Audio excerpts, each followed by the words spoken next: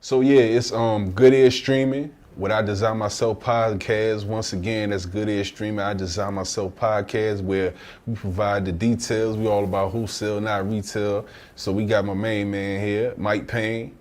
Mike Payne, you on the scene. Peace. Yes, peace, brother. Peace. It's great to see you. Yeah, you too. Definitely. You know, I always see you on social media. You know what I mean? So real quick, we just gonna hop right into it. You know what I mean? Mike Payne, original Black Panthers of Virginia. Yes, you know sir. what I mean? So can you just tell the people? Go ahead, introduce yourself. Tell the people. You know. Yeah, I'm General Mike Payne of the original Black Panthers of Virginia, National General under King Rick. And you know, this is something that's been a long time coming. Something I've been called to do, and so far I'm appreciating it, and I appreciate being able to be strong enough to be out there and help the people. You know what I mean? Okay, that's what's up. Original Black Panthers of Virginia. So for those who not familiar with the aim and purpose of the movement, exactly what is the aim and purpose of the movement? Yeah, the aim and purpose is to protect the community, see the community grow and thrive, to be able to help our people with our mindset, because you know we have some of our people that are a little bit lost right now. Yeah. You know, and we want to be able to teach and mold the people, and even help them with little stuff like, you know, college applications, whether it's filling out resumes, you know, building their resume so they can get that job. Sometimes we do certain things as far as, you know, protect the community from stores that happen to disrespect them. They take their money, but then they don't respect the people that are giving them the money. So we make sure we make them lose money, shut them down, do whatever we can do. You know, the queens in the community don't have men that stand up for them anymore these days. You know, it's been a very lackluster effect of men that are standing up for the women and for the children, for that matter. So what we do is we go out there and we make sure that anyone we come across, we can stand up for, protect, you know, give any type of knowledge we got to them and help them out in any sort of way we can. We want to see our communities really build and grow and not continue to decline and, you know, to systematic slavery or whatever. So. Okay, that's peace. And when you say protect, and of course, there's different ways that you can protect a community. It's, you know, sometimes it's not, and sometimes it got to be, but sometimes it's just your presence. Yeah. You know, sometimes it's just the presence, and it is also given. You know, because I've seen on social media that you yourself and you know, you represent the original Black Panthers of Virginia, so that as a whole give to the community. So that's also a sign of protection. Yeah. You know what I mean? Yeah. So it's definitely necessary to protect the best part, and the best part is, like I said earlier, you know, on another episode, is us. Who's us? You and I, the black man, woman, and child. You know, and others. You know, what the woman and the child definitely need protection, you know what I mean? Right. From not just from us, but from other people, you know what I mean? So yeah, that's definitely peace. And so what brought you to the point where you felt the need to join the original Black Panthers of Virginia? Yeah, it was a funny kind of journey, to be honest with you. You know, I still do, but it's on a different level. But I was doing music, movies, things like that. I was doing really well with that. I got to a point where I saw how, you know, just talking to the children and different people, the younger generation, and I saw how it was molding and moving them in kind of a different direction that, you know, I just wasn't proud of myself. And, you know, I would help out in the community, and I do little stuff, you know, just small things, you know, and I saw a lot of it seemed to be counterproductive, and I was like, well, you know, we need more. We need something else.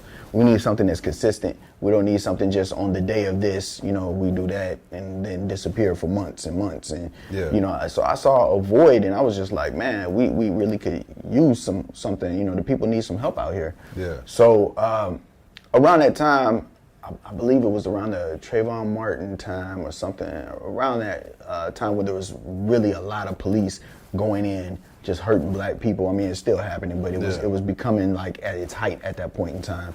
I had wrote a song called Black on Black, which talked about police brutality and things of that nature. In that song, I was talking about bringing the Panthers back and doing these different things. So I was like, man, I sat down, because all my music was always from me. You know, it was always about, I didn't like the artists that would just rap and lead people to a certain direction, and they didn't even risk their life themselves with that situation. You know, they just talking about it and whatever, doing it for the hype and doing it for the money. But so what I did was, you know, I had that in my lyrics, and I was just like, man, can I do it? You know, is that possible? So I started really researching and looking up different groups that were really active.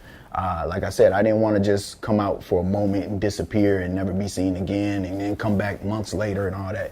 So I was looking for somebody that was just active and really going in hard and helping the community. And that's when I ran into the original Black Panthers of Milwaukee, which was started by King Rick. And they go back all the way through 66. Our lineage and legacy goes back to the Black Panther Party for self-defense, because Michael McGee Sr. had to submit to start the Black Panther Militia through them in 69. So we come all the way from that. King Rick came up under Michael McGee, and he was the bodyguard for Geronimo Pratt and a few other people. But you know, that's who I started this chapter off of, and now I'm in charge of building chapters and orchestrating things all across the United States. So it's dope. Okay. It's dope. That's peace. Now you said that, what was it? The black on the song Black on Black on Black. Black on Black. Is that the song that you performed when we at the show? Yes. Yeah. Okay. Yeah. You know, I got footage of that. Right. Okay. I got footage of that when Huey P. I think was on the screen and all that. Exactly. Oh man, yeah, that was right in the front. I got footage of that. That was dope how they did that. Shout out to Derek Beeman. Derek Beeman, yes sir. Production. You know, by the way, that's how I met you. Right. I met you through Derek Beeman. That whole process. Whole production. Yep. You know what I mean? So because you did the poem. Exactly. I did the spoken word. Yeah, that's right. That's right. So being that you said that you talked about the lineage, so I want to say, like, what's the difference between the Black Panthers of self-defense from you know, back in the day, the 60s and 70s, and right now? Well, see, what we did was we put original. It says original. Of course, I'm not from 66. The one who started it is from that era. Yeah, you know what I mean? But we had to put that there because we want to let everybody know we still go by the same teachings and same laws that the Huey P. Newton and the Bobby Seals and you know, though that camp went by. Yeah. You know, and the fact that we had to submit our paperwork to them in order to even start in the first place. Okay. That's why we go by original. And then we do that also because they have different formations out there. You know, you have the New Black Panther Party, you have the Fred Hampton gun clubs and the Huey P. Newton gun clubs.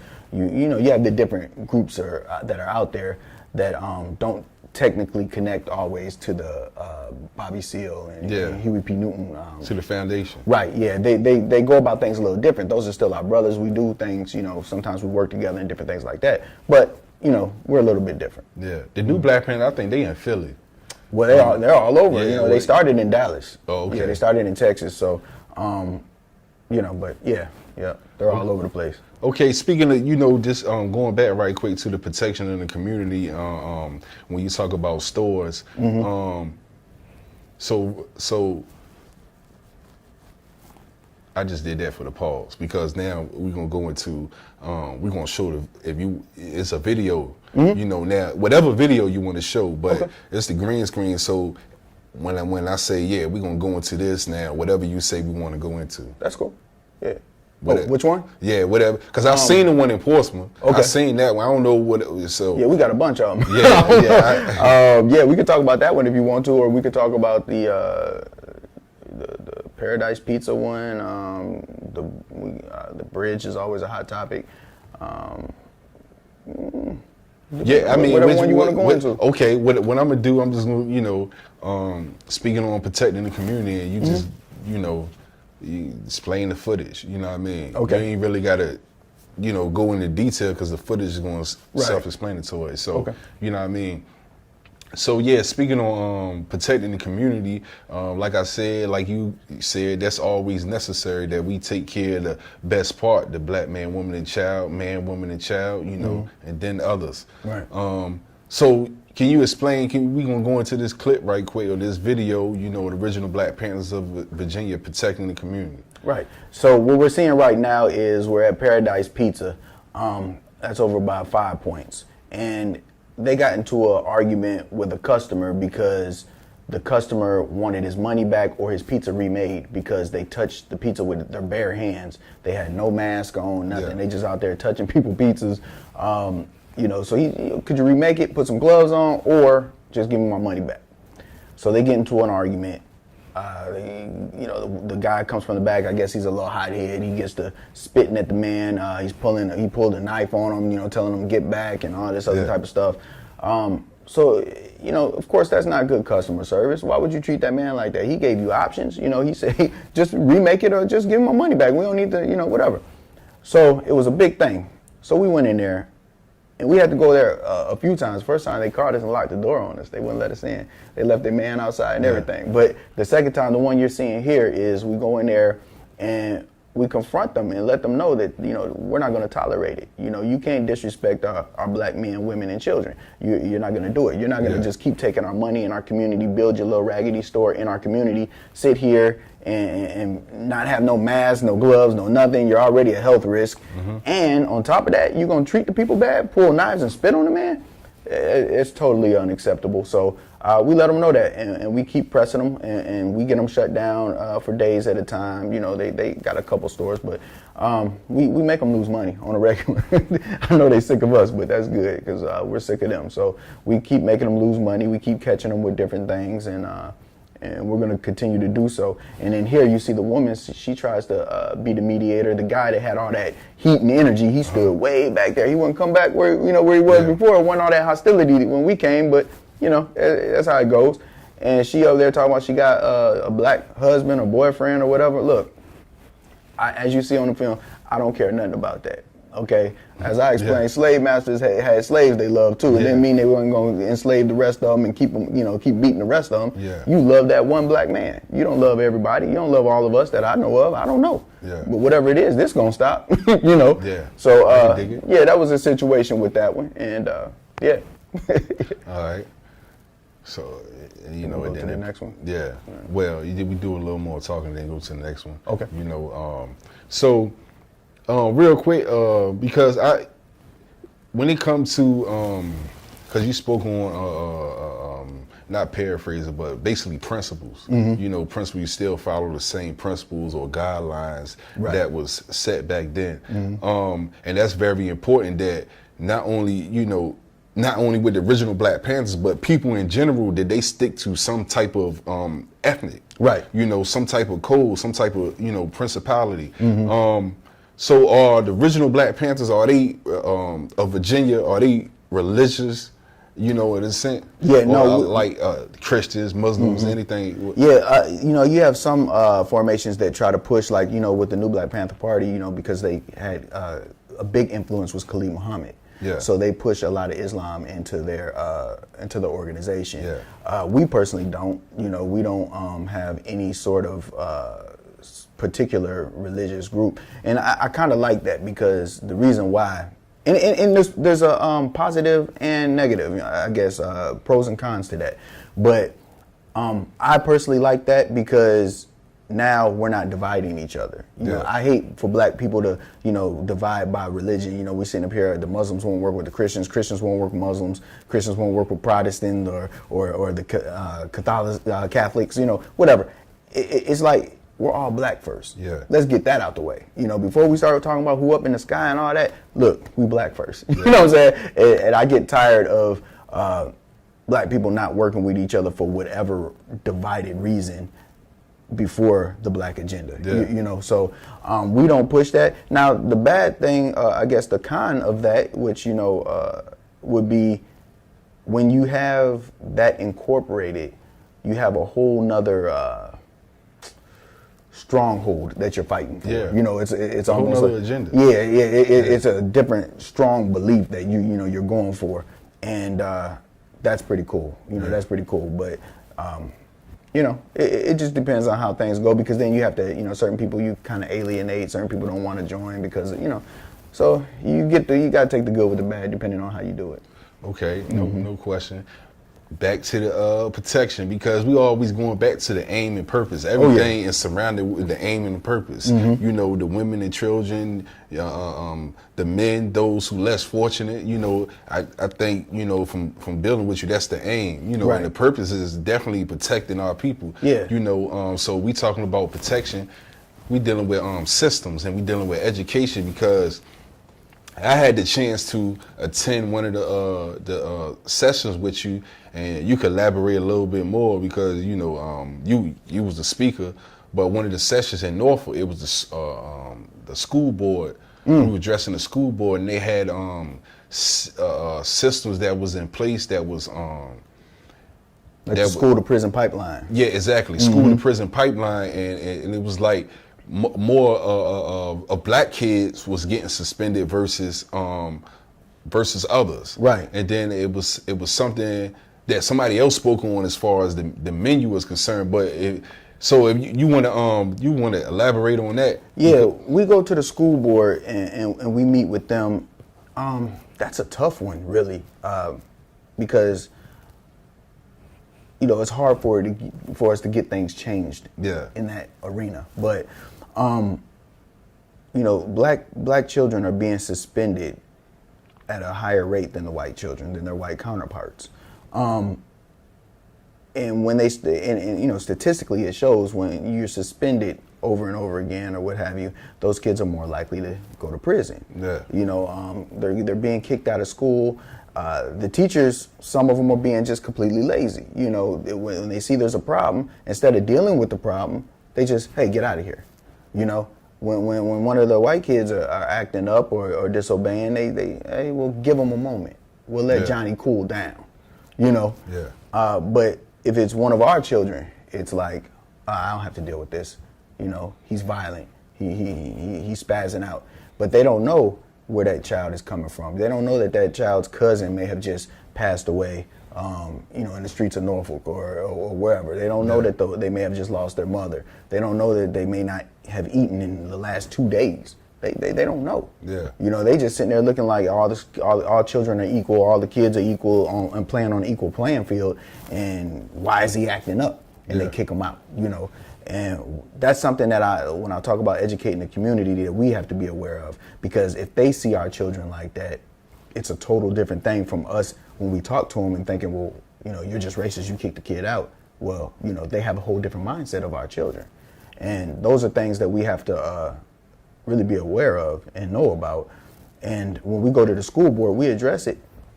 You know, we offer different plans and programs and, you know, all type of stuff, but, you know, they don't really take us up on too many things. But, you know, when we were in there, they listen. They understand, and some things have moved. Some needles have moved. Certain things have changed, and you know, we keep pressing them. You know, it's an ongoing process. It's not one of them things where you get immediate gratification and things just pop off overnight. So, you know, we move the needle with that. Do you got footage? You got footage of that? Because we could go into that. I do. You got footage? Okay. Mm-hmm. Of the school board? Yeah. Yeah. All right. So well, yeah, that's definitely necessary, you know, because when you talk about education, you know, proper education always correct errors. You know what I mean? And that's like a slogan that we live by in the nation of God's and earth. You know what I mean? Right. Positive education always correct errors. You know, or positive energy always correct errors. Right. And that's what we have to bring into the community. We have to bring positive energy. We have to bring positive education. You know what I mean? Individuals have to be aware of what's going on in the school system. You're right. That's a whole different fight, because you have to address the school board, right? You know, and even when the book, you know, how the literature that's in the books, you know, Columbus discovered America. That's something that's established by the school board. Yeah, and that's also something that we as a people should be involved in. You know, black and others should be involved in if we want to change that. You know, so that's hitting the nail on the head as far as going to the school board. You know what I mean? Yeah, it's kind of a scary thing, because even my daughter came home with the idea that Pocahontas and John Smith were in love. Yeah, you know, like a beautiful Disney story or something. But I told her the truth. You know? Yeah. And I told the teacher, don't teach my child nothing like Yeah. that. Don't give her fairy tales. Yeah. That ain't what happened with that young girl. You know, don't. It wasn't that. You know, so these things are it's a scary world because they're whitewashing the history, and they're just giving them whatever they want to give them. You know, and our children aren't learning their own history. They're being pacified and learning that, you know, it wasn't that bad. Yeah, somebody else's history from their perspective. Right. You know. Yeah, and it's false. Yeah. So I don't even know how they get in that perspective. You know what I mean? Like, I don't even know where they're getting it from. Yeah. So you could go into the school. You know, you could tell us about this clip we about to see in regards to, you know, Norfolk and the school board system. Yeah, we went in there, and you'll see us addressing the school board and just talking to them about, you know, the school to prison pipeline, also about kids with disabilities.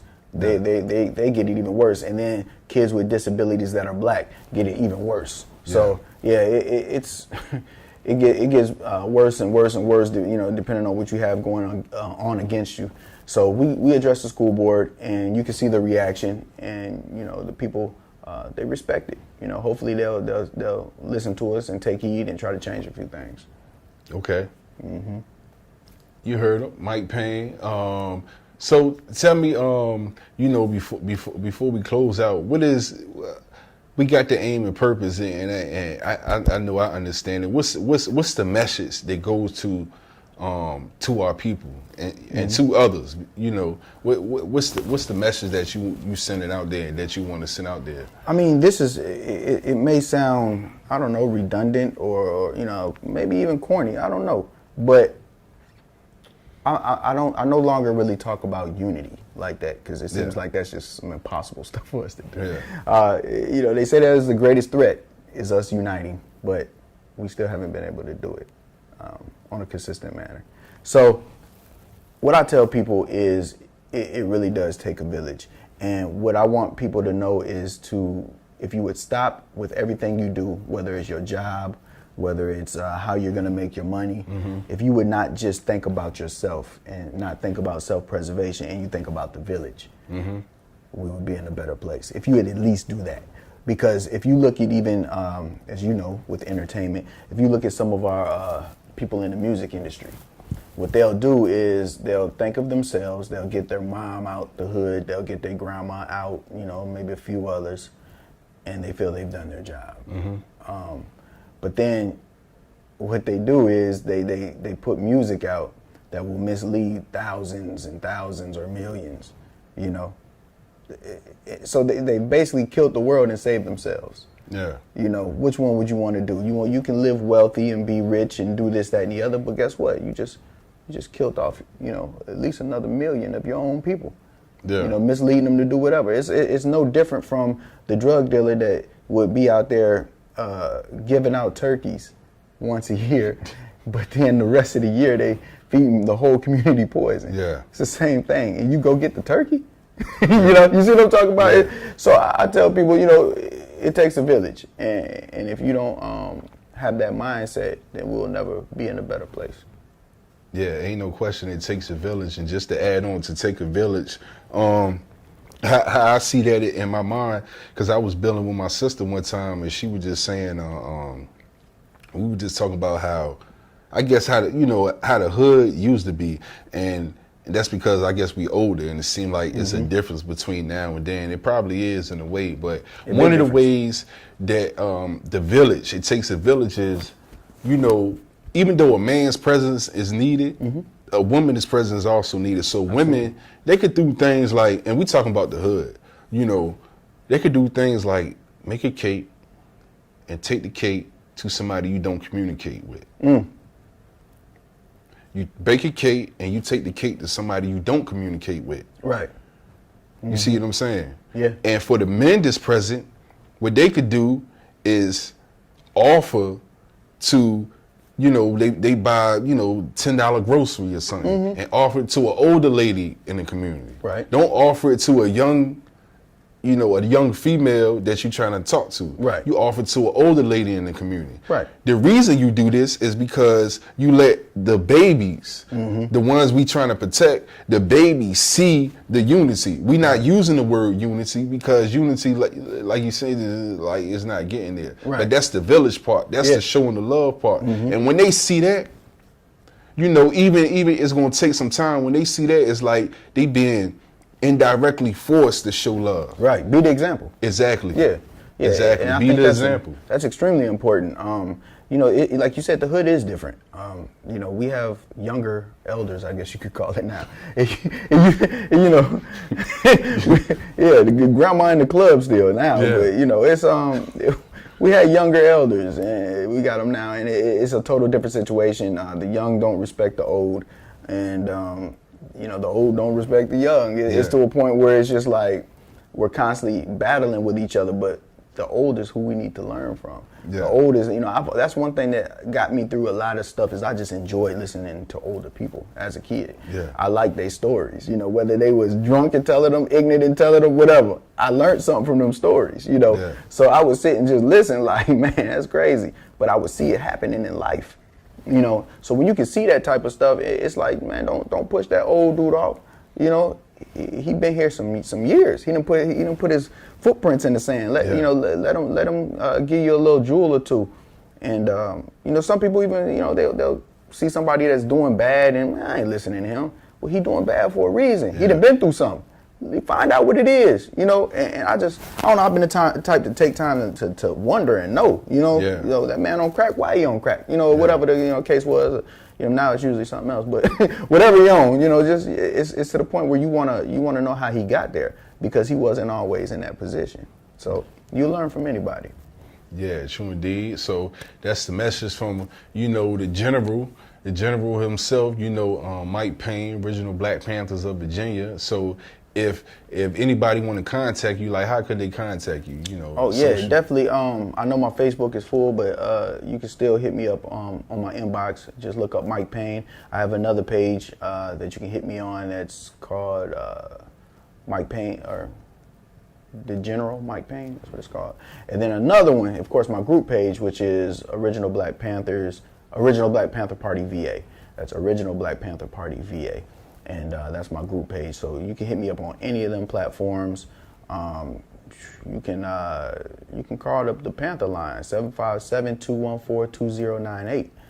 You can call that. You know what I'm saying? Like we get straight to the point. Yeah, my phone is always ringing. So you know, be a little patient with me if I don't get back right with you, because it's a constant thing. I gotta always, you know, I had to turn it off for this because I know it's just gonna blink, blink, blink. It's all day, and it's not just here in Virginia. I get calls from all over the United States about different things that are going on in different communities, and so yeah, it just give me, you know, be patient with me, and I'll definitely get back with you. Yeah, and that's peace. And just really just hit me when you was building, and I know you either second or first hand when I'm about to say these issues that we be having with these corner stores and these bodegas or whatever. You know, they are issues, and of course our women definitely don't deserve no disrespect or nothing like that on those type of levels. However, I mean, on another note, when it comes to when these type of things start happening, the people that have money and is in the community and they witness things like this happen, use that as a opportunity to shut them down, not only by because Mike Payne, he doing his part, not only by not shopping there, but if you're not shopping there, then where you gonna shop? You're gonna shop at your own spot. Right. So for the people that have money, think about creating your own corner store. Think about your ownership and entrepreneur creating your own corner store, and that's another way we would definitely kick them out the neighborhood. We had to own our own corner store. Yeah. Same, we could have the same stuff in there, it could be better stuff, and have our own corner store instead. You ain't got to worry about that no more. They gonna come with us. You know what I mean? It ain't nothing like the FUBU concept, and that's real. For us, by us. Yeah. You know. And that's interesting you say that, because that's a problem we run into a lot is we'll go in there, we'll get them shut down, you know. They'll try to open back up or, you know, something like that, and we'll red tag it. That's what we call it. You know, we'll tell black people don't go there. Yeah. They'll keep going. Oh, it's close to my house. But you don't, I mean, it's like we don't have enough respect for one another. Yeah. To make others respect us. You know what I mean? We'll go in there and we'll be constantly doing stuff to get that store to lose money and shut down, you know. But if our people continue to shop and continue to go there, like we had an issue at a nail salon before. Why you keep going there? Like, stop. You stop going there.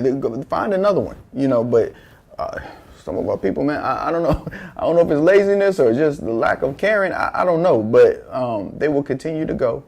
And that's why they continue to thrive and continue to stay open, because you're going to keep spending your money with them. And even if you can't buy black, even if you can't go somewhere and buy black, at least spend with somebody that respects you. Yeah. You know, that you ain't heard about doing something dirty to your people. But we have to find that love for ourselves and that respect for our neighbor. You know, like I said, the village. Think about the village. Don't keep going in there buying little whatever you getting. you know they done did that lady wrong or whoever. Like, you know, the one video that went viral, the man then called her a monkey, B-I-T, you know, the word. Yeah. I don't know. I'm not gonna cuss on the platform, but you know, she called her a whole bunch of names. She ended up calling him some names back, but then he pulled a gun on her and all this.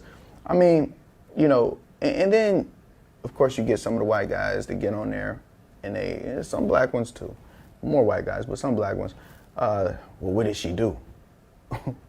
Do it matter? Like, what makes you pull a gun on a female? You know, like that's completely out of pocket. Yeah. And all the other different words you could use, you know, you ain't got to call her the N word, and you ain't got to do all that. You know, you can call her anything else under the sun. I don't know, whatever you could think of, but. The B word, the N word, you can find other things, you know, but you're also a store owner. You're supposed to have a certain level of professionalism. Yeah. So you shouldn't technically be calling nobody nothing, but I'm saying if we play devil's advocate, you know, but so we said, no, this is not gonna happen. No, definitely not. Yeah. Like, you know, the lady, she called us and Queen gave us a call. We was like, well, he did what? And she had video footage. We've had, you know, white supremacist groups putting the video up, posting our video. Mm-hmm. They see a gun on the counter and they say, look at them. They idiots left their gun on the counter and ain't got control of their gun. And no, that's his gun. Yeah. You know, that's not our gun. We ain't have to pull no gun. Yeah. You know, we ain't have to pull nothing out. That's his gun. And he had that illegally, you know, mm-hmm. and we knew that. So people don't realize, you know, we do our research, and they like to look at us as bullies. Black people are always bullies when you stand up for yourself or stand up for your people. You know, oh, how could you do that? So I get constant death threats, you know, and that's why I apologize. You know, I had to always, you know, have my guy with me. Not, you know, because if you know, I know you, but just anything can happen, you know, anything. Yeah, you know, I understand. Yeah, it gets to the point where, you know, if I'm even seen, you know, I always got to have my guys, you know, because they want me. You know, I'm a trophy for them. And it's whatever. I accept that. And, you know, I tell them right on the page, come get it. You know what I'm saying? Come, run through. Pull up anytime you want. You know, whatever. It is what it is. But regardless of what, I'm going to stand up for my folks. And I'm not going to back down. And I'm not going to be allowing people to treat my people bad by any means. It's just not going to happen. So, okay. Once again, you know, Good Air Stream presents I Design Myself podcast. There you go. You heard General Mike Payne, original Black Panthers of Virginia. You know, we coming to the neighborhoods, the hoods, the communities, all that, protecting the babies, protecting the women. For the women that say it's a lack of strong black men, you know, understand the concept. Here you go, one right here. There you go. Two right here, you right. know.